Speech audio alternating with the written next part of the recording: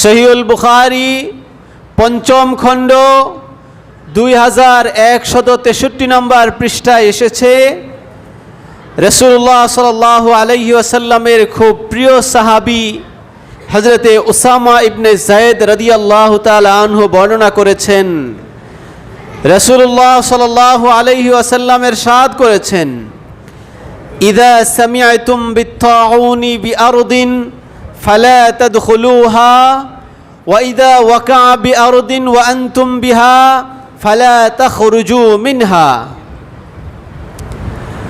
যখন তোমরা শুনতে পাবে কোনো ভূখণ্ডে মহামারী প্রাদুর্ভাব হয়েছে, তাহলে তোমরা নিজ থেকে ওই ভূখণ্ডে প্রবেশ করবে না।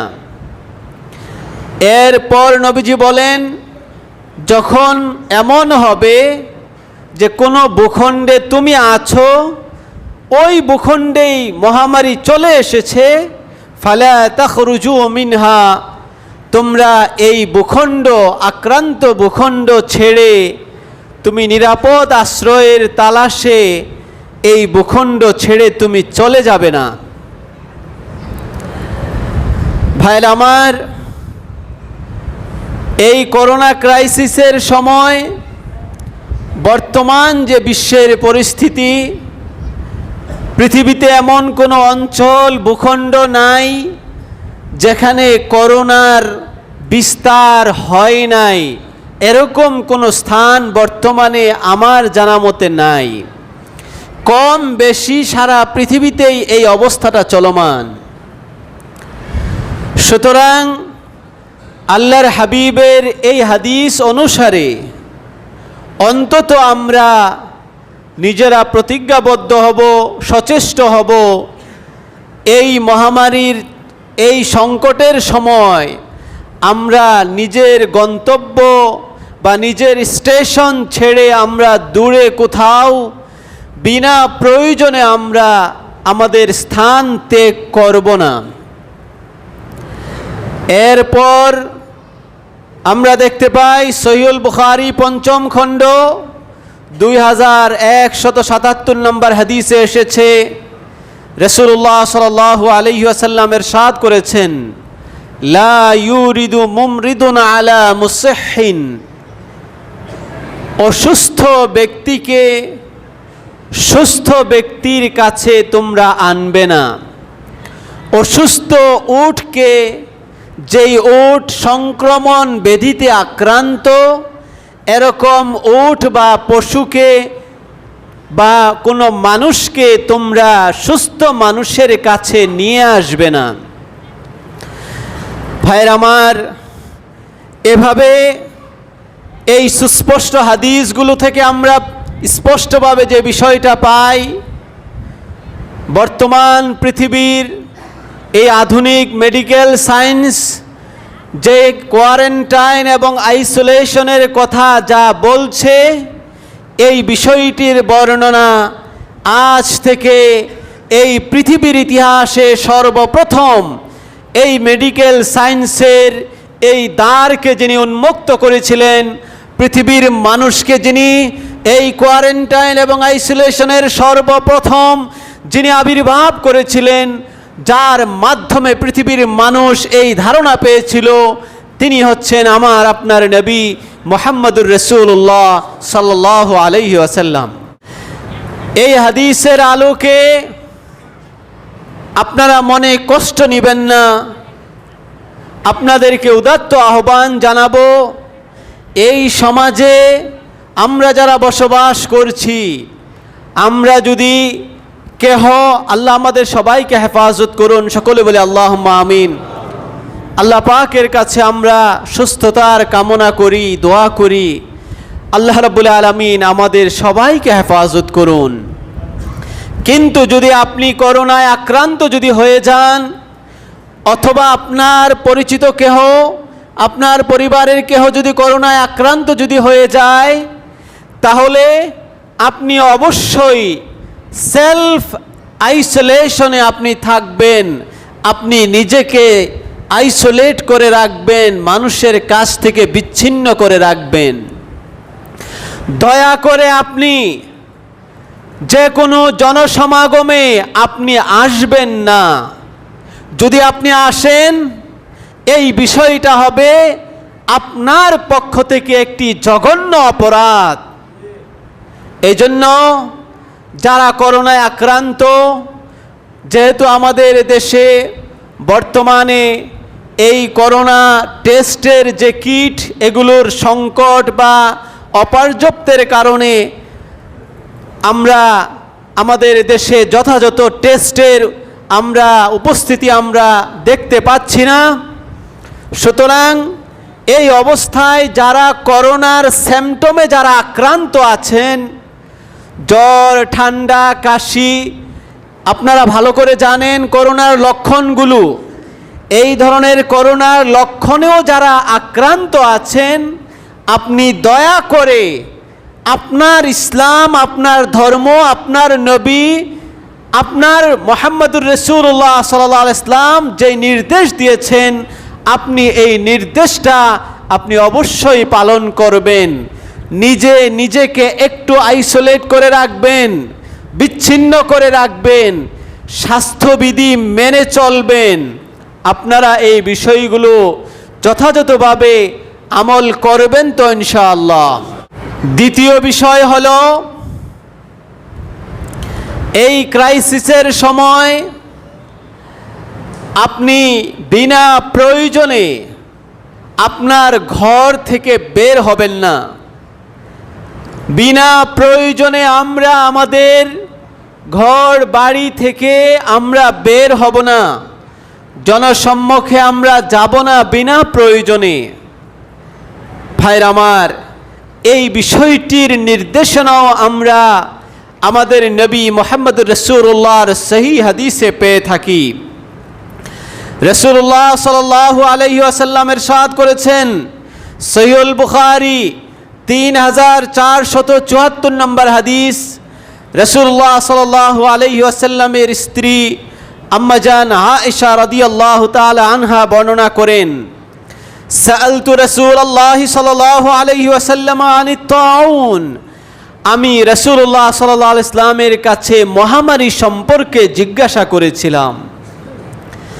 আমার প্রশ্নের উত্তরে নবীজি বলেছিলেন, ইন্নাহু কানা আযাবান ইয়াবআসুহু আল্লাহু আলা মান ইয়াশা ফাজআলাহু রাহমাতান লিল মুমিনিন ফালাইসা মিন রাজুলিন ইয়াকউ আত-তাউনা ফায়ামকুসু ফি বাইতিহি সাবিরান মুহতাবিসান ইয়ালামু আন্নাহু লা ইউসিবুহু ইল্লা মা কাতাবাল্লাহু লাহু ইল্লা কানা লাহু মিসলা আজরি শাহীদ আও কামা ক্বালা আলাইহি সালাতু ওয়াস সালাম।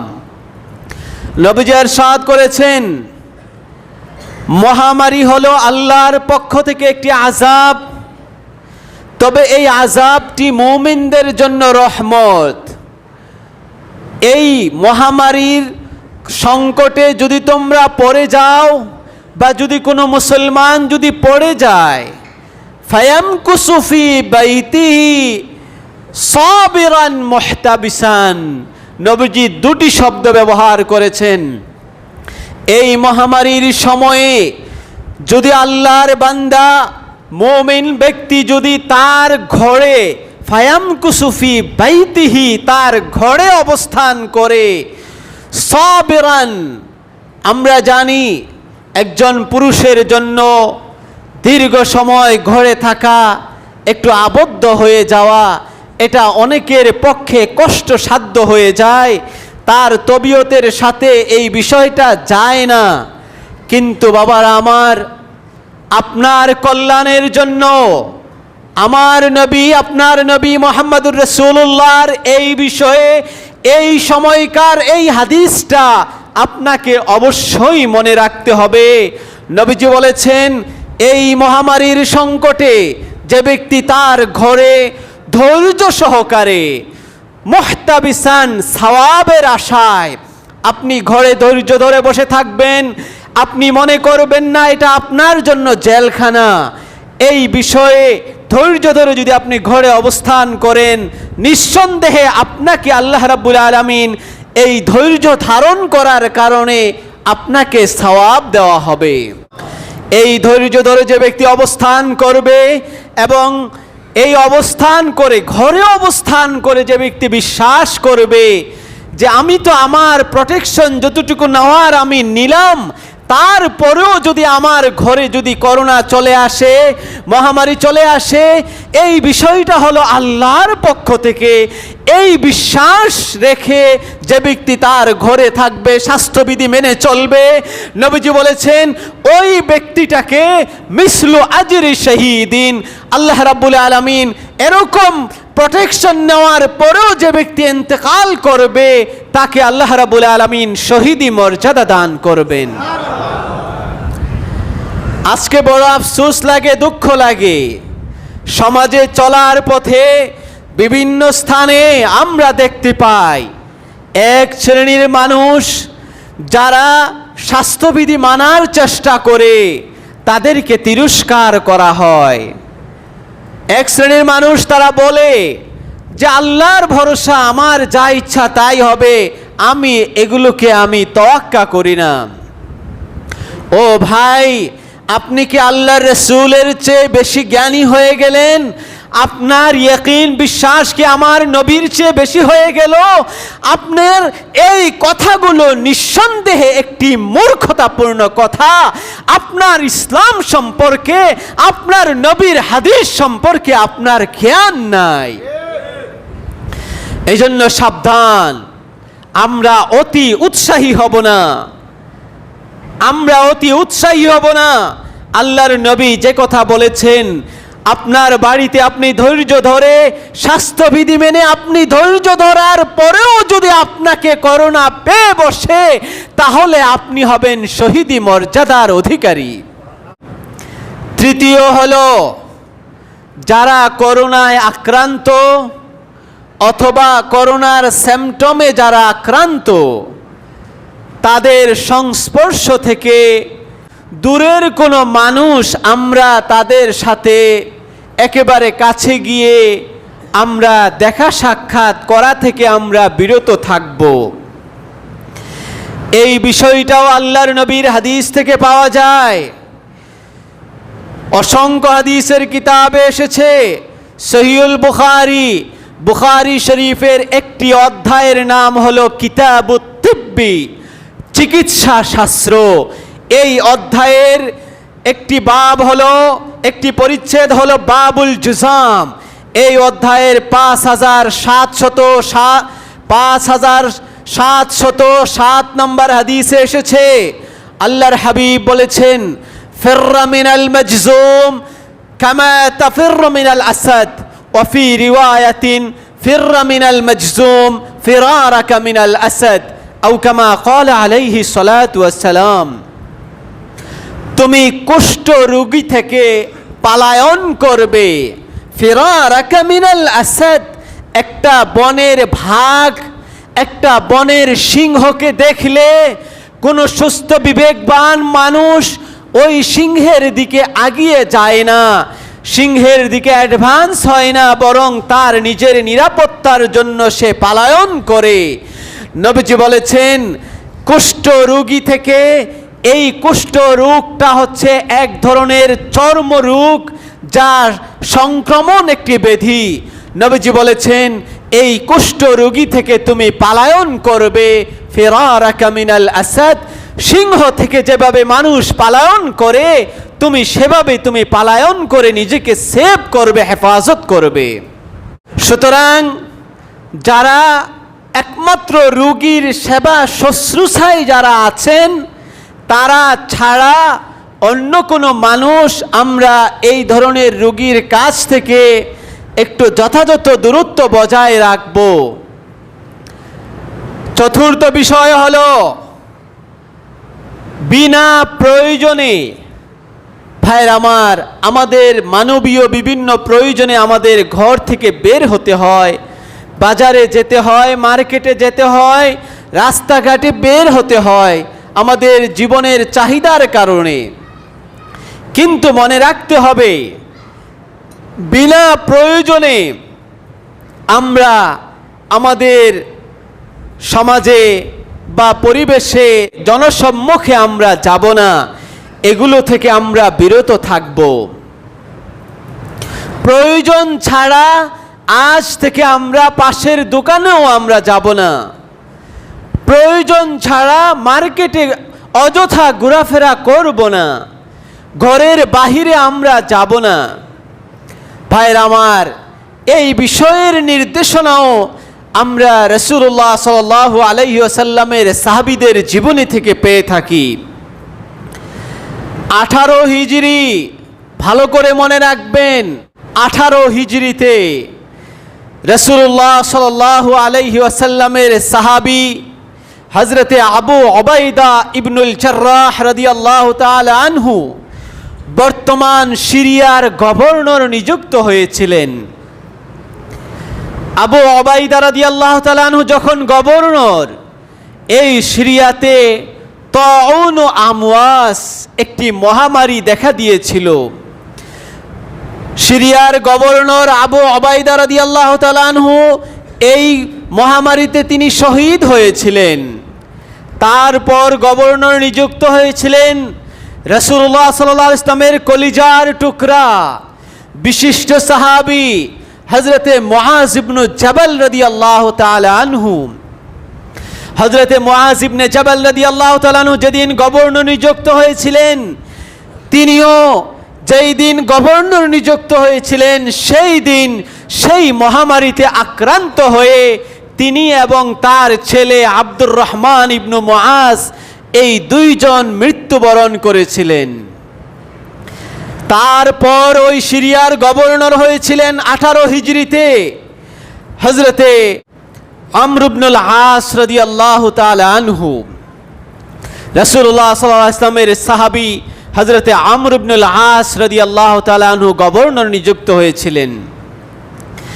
তিনি গভর্নর নিযুক্ত হয়ে জনসম্মুখে তার যে প্রথম ভাষণটা ছিল, পুরো সিরিয়া অঞ্চলে মহামারীর বিস্তার, এই মহামারী সংক্রান্ত, এই মহামারীর সময়ে তিনি যে গভর্নর নিযুক্ত হয়েছিলেন তার যে ভাষণটা ছিল, এই ভাষণের কথাগুলো আজও হাদিসের কিতাবে স্পষ্টভাবে বর্ণিত হয়েছে। মুসনাদে আহমদ 1697 নম্বর হাদিসে এসেছে, হযরতে আমর ইবনুল আস রাদিয়াল্লাহু তাআলা আনহু মহামারী আক্রান্ত সিরিয়ার মানুষদেরকে লক্ষ্য করে বলেছিলেন, আমিও আপনাদেরকে আল্লাহর নবীর সাহাবীর এই হাদিসটাকে শোনাচ্ছি, যেহেতু বর্তমানে আমাদের দেশেও সারা পৃথিবীতে এখন করোনা মহামারী চলছে। সেদিন তিনি বলেছিলেন, ইন্না হাদাল ওয়াজা ইযা ওয়াকা ফাইন্নামা ইয়াশতাইলু ইশতিআলান নার ফাতাজাব্বালু মিনহু ফিল জিবাল وأيم الله لا نقيم عليه ثم خرج وخرج الناس فتفرقوا عنه। নিঃসন্দেহে এই মহামারী, এই বিষয়টা হলো ইয়াশতাইলু ইশতিআলান নার, আগুন যেভাবে একটি এরকম লাকড়ি বা খড়ির স্তূপে আগুন জ্বালিয়ে দিলে যেমনিভাবে আস্তে আস্তে এটা বড় আকার ধারণ করে, ঠিক মহামারী যখন কোনো অঞ্চলে আসে, এই মহামারীটাও আস্তে আস্তে এর শাখা প্রশাখা, এর বিস্তৃতি বৃদ্ধি পেতে থাকে। সুতরাং ও আমার দেশের মানুষ, ফাতাজাব্বালু মিনহু ফিল জিবাল, এই মহামারী থেকে বাঁচার জন্য তোমরা পাহাড়ের বিভিন্ন এরকম জনবিচ্ছিন্ন এলাকায় তোমরা বিচ্ছিন্ন হয়ে ছড়িয়ে ছিটিয়ে পড়ো। তিনি তারপর বলেছিলেন, ওয়াইমুল্লাহ, আল্লাহর কসম করে বলছি, তোমাদেরকে সারা জীবনের জন্য এভাবে মানুষ থেকে বিচ্ছিন্ন থাকতে হবে না। লা নুকিমু আলাই, এই বিষয়ের উপরে আমরা সব সময় থাকব না। হযরতে আমর ইবনুল আস রাদিয়াল্লাহু তাআলা আনহুর কথা শুনে সকল মানুষগুলো এই মহামারী থেকে বাঁচার জন্য প্রত্যেকে যার যার সুবিধা অনুসারে বিভিন্ন জনবিচ্ছিন্ন অঞ্চলে, জনবিচ্ছিন্ন এলাকায় তারা ছড়িয়ে ছিটিয়ে পড়েছিলেন।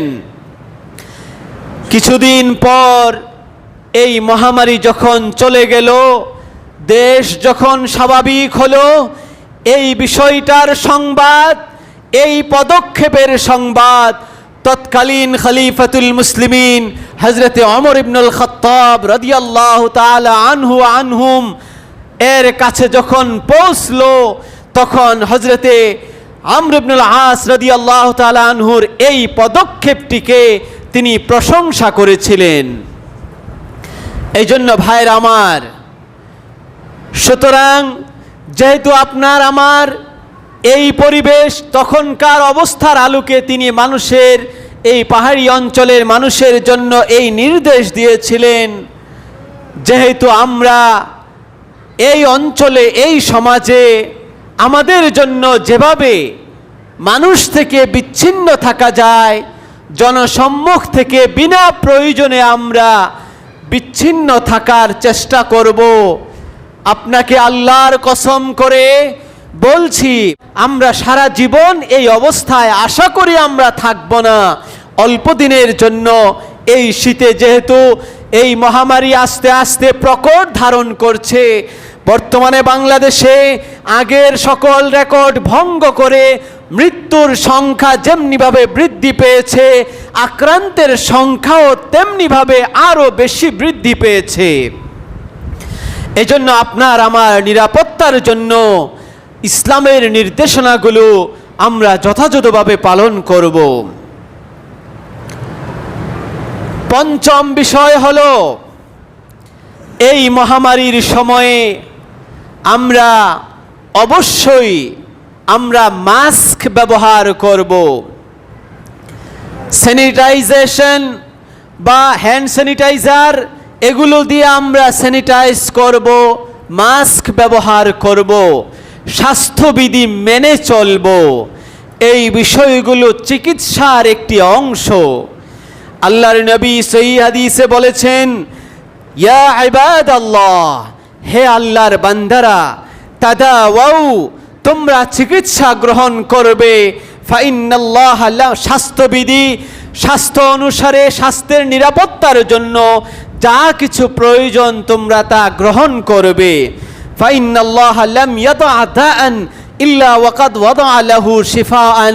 আল্লাহ রাব্বুল আলামিন পৃথিবীতে এমন কোনো রোগ, এমন কোনো মহামারী রাখেন নাই যেই মহামারীর থেকে নিরাময়ের ব্যবস্থাও আল্লাহ রাব্বুল আলামিন রাখেন নাই।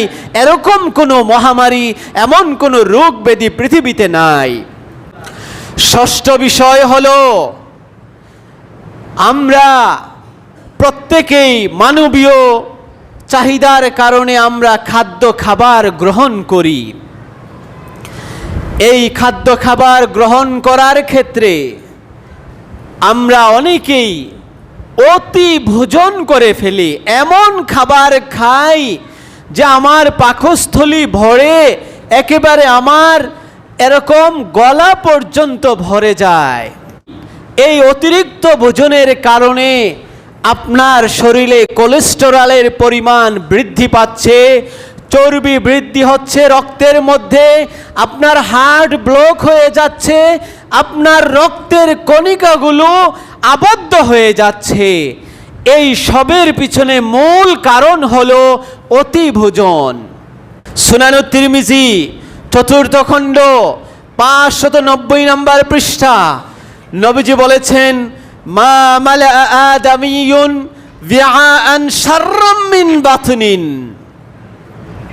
মানুষ পৃথিবীতে যেই পাত্রগুলো ভরে বিভিন্ন বিষয় দ্বারা, তার মধ্যে সবচেয়ে নিকৃষ্টতম বিষয় হলো একজন বনি আদম তার উদরটাকে, তার পেটটাকে, তার স্টমাককে একেবারে খাবার দিয়ে পরিপূর্ণ করে ফেলা। এর চেয়ে নিকৃষ্ট কোনো পাত্রকে আদম সন্তান সে পরিপূর্ণ করে না। ইসলাম কত সুন্দর নির্দেশনা দিয়েছে। আপনার অতি ভোজনকে আল্লাহর হাবিব বলেছেন এটা নিকৃষ্টতম একটি পাত্রকে পরিপূর্ণ করা। এরপর নবীজি বলেছেন, হাসবুল আদমি লুকাইমাতুন ইউকিমনা সুলবাহু। فإن غلبت الآدمي نفسه فثلث للطعام وثلث للشراب وثلث للنفس। বর্তমান আধুনিক মেডিকেল সায়েন্স অটোফেজির কথা বলছে। মেডিকেল সায়েন্স মানুষকে পরিমিত খাদ্য গ্রহণের কথা বলছে। নবীজি বলেছেন মানুষের জন্য এতটুকু, এরকম কয়েকটি লোকমাই তো যথেষ্ট, যার দ্বারা সে কর্মক্ষম হবে, যার দ্বারা সে সুস্থ সবল থাকতে পারে। এই পরিমাণ খাদ্য গ্রহণ করাই একজন মানুষের জন্য যথেষ্ট। এরপর নবীজি বলেছেন তোমাদের মধ্যে কোনো ব্যক্তি যদি তার খাবারের চাহিদা যদি অতি প্রবল হয়, কিছু মানুষ এমন আছে যার পেট ভরে কিন্তু তার চোখের ক্ষুধা নিবারণ হয় না, এই ধরনের অতি ভোজক যারা, তাদের জন্য আল্লাহর হাবিব তাদের জন্য সর্বোচ্চ সীমানা নির্ধারণ করে দিয়েছেন। নবীজি বলেছেন ফাইন গালাবাতিল আদামিয়া নাফসুহু, কারো খাদ্যের চাহিদা প্রচুর, তার খাবারের আগ্রহ বেশি, তার এরকম যদি কোনো ব্যক্তি হয়, তাহলে সে তার পেটের 3 ভাগের 1 ভাগ খাদ্য দ্বারা ভরবে, আরেক ভাগ পানীয় দ্বারা ভরবে, আরেক ভাগ শ্বাস প্রশ্বাসের জন্য খালি রাখবে। এই বিষয়টাকে আমরা যথাযথভাবে মূল্যায়ন করব তো ইনশাআল্লাহ, চেষ্টা করব তো ইনশাআল্লাহ। আজকে আমার দেশের বহু মানুষ হার্ট ব্লক, বহু মানুষের হার্ট স্ট্রোক হচ্ছে, বহু মানুষের ডায়াবেটিস হচ্ছে। এই সবের মূল কারণ হলো কোলেস্টেরলের পরিমাণ বৃদ্ধি পাওয়া। আর এই কোলেস্টেরল এগুলো বৃদ্ধি পায় একমাত্র ওভার ইটিং, অতি ভোজনের কারণে। সুতরাং সুস্থ থাকার জন্য বলছি, আপনার কল্যাণের জন্য বলছি, আজ থেকে আমরা আল্লাহর নবীর সুন্নাত পরিমাণ আমরা খাদ্য খাবার গ্রহণ করব ইনশাআল্লাহ। সপ্তম বিষয় হলো ইসলাম যে সমস্ত খাদ্য খাবারগুলোকে হালাল করেছেন, একমাত্র ওই খাবারগুলোই মানুষের জন্য উপকারী। আল্লাহ রাব্বুল আলামিন কোরআনে বহু জায়গায় বলেছেন ইয়া আইয়ুহান নাস কুলু মিম্মা ফিল আরদি হালালান তাইয়্যিবা ওয়ালা তাত্তাবিউ খুতুওয়াতিশ শাইতান ইন্নাহু লাকুম আদুউম মুবিন। আল্লাহ রাব্বুল আলামিন এই আয়াতে শুধু মুসলমানদেরকে, মুমিনদেরকে সম্বোধন করেন নাই, আল্লাহ রাব্বুল আলামিন মানব জাতিকে সম্বোধন করে বলেছেন ও ম্যানকাইন্ড, ইয়া আইয়ুহান নাস, হে মানব জাতি, তোমরা খাদ্য খাবার গ্রহণের ক্ষেত্রে এই ভূপৃষ্ঠের মধ্যে আমি যেগুলোকে হালাল করে দিয়েছি, একমাত্র ওই সমস্ত খাদ্যগুলোকে তোমরা গ্রহণ করবে। ইসলাম যে খাবারগুলোকে হালাল করে দিয়েছে, এর বাহিরে যত খাদ্য খাবার পানীয় যা কিছু আছে, এই সবগুলোই হলো শয়তানের নির্দেশিত খাবার। আল্লাহ রাব্বুল আলামিন এরপর বলেছেন ওয়ালা তাত্তাবিউ খুতুওয়াতিশ শাইতান, তোমরা শয়তানের অনুসরণ করে আমার দেওয়া হালাল খাদ্যগুলোকে ছেড়ে দিয়ে হারাম কোনো কিছু গ্রহণ করবে না।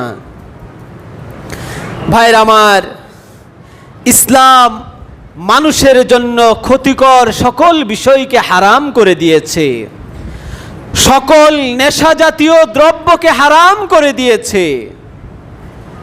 ভাইরা আমার, এই জন্য আপনি বিদেশে যান, 5 স্টার হোটেলে যান, আপনি বুফেতে যান, যে কোনো জায়গায় যান, আপনাকে বিষয়টা বিশ্বাস করতে হবে, এটা বাস্তব। সেটা হলো ইসলাম যে ফুড এবং খাদ্যের তালিকা নির্ণয় করে দিয়েছে, একমাত্র ওই খাবারগুলোই আপনার জন্য উপকারী, মানব জাতির জন্য উপকারী। এছাড়া যা খাদ্য যত উন্নত মানুষই গ্রহণ করুক না কেন, এই বিষয়টা মানুষের জন্য উপকারী হতে পারে না। আজকে বিভিন্ন মাদক, বিভিন্ন নেশাদ্রব্য, আজকে জাগতিকভাবে যারা উন্নত ডেভেলপড কান্ট্রির দেশের মানুষগুলো ড্রিঙ্কিংয়ের নামে তারা এগুলো গ্রহণ করছে। আমার দেশের টাকার গরমে বা বিভিন্ন মাধ্যমে বিভিন্ন কারণে এদেশের বিভিন্ন শিল্পপতি, বিভিন্ন ধনাঢ্য ব্যক্তিবর্গরা এই পশ্চিমা কালচারকে অনুসরণ করে তাদের সাথে এরকম ড্রিঙ্কিংয়ের নামে এই সমস্ত অবৈধ পানীয়গুলোকে তারা গ্রহণ করছে। আমরা স্পষ্ট বলতে চাই এই বিষয়টা চরম বাস্তব কথা। আজকে ইউরোপ, আমেরিকা যতই তারা ড্রিঙ্কিং করুক না কেন, এই সমস্ত হারাম ড্রিঙ্কসগুলো কখনোই মানব জাতির জন্য কল্যাণ বয়ে আনতে পারে না। এই বিষয়গুলো মানব জাতিকে ধ্বংসের কারণ, মানুষের বিবেককে ধ্বংস করে দিচ্ছে, মানুষের পরিবারকে নষ্ট করে দিচ্ছে, মানুষের চরিত্রকে একেবারে পশুর চরিত্রের চেয়ে নিকৃষ্ট করে ফেলছে। ঠিক কিনা বলেন? সাবধান, ইসলামের খাদ্য তালিকা থেকে খাবার গ্রহণ করুন, পরিমিত খাদ্য গ্রহণ করুন। আরেকটি বিষয়, আমাদের সমাজে অনেক ভাইয়েরা আমরা দেখতে পাই তারা স্মোকিং করেন। এই বিষয়ে ইসলামের দৃষ্টিভঙ্গি হলো স্মোকিং করা এটা কি মানুষের জন্য উপকারী নাকি ক্ষতিকর? এমনকি বিভিন্ন স্মোকিংয়ের যে বিভিন্ন বিষয়গুলো, পণ্যগুলো, এগুলোর গায়ে লেখা থাকে যে এই বিষয়টা মানুষের জন্য ক্ষতিকর। ঠিক কিনা? যদি স্মোকিং যদি মানুষের জন্য ক্ষতিকর যদি হয়ে থাকে, তাহলে মনে রাখবেন ইসলামী আইন শাস্ত্র ফিকহ অনুসারে এই স্মোকিং করা বর্তমান যুগের জন্য হারাম, হারাম, হারাম। কারণ আল্লাহ রাব্বুল আলামিন কোরআনে স্পষ্ট বলেছেন, ওয়ালা তুলকু বিআইদিকুম ইলা তাহলুকা, তুমি নিজ হাতে তোমার নিজেকে ধ্বংসের দিকে তুমি ঠেলে দিবে না, ফেলে দিবে না।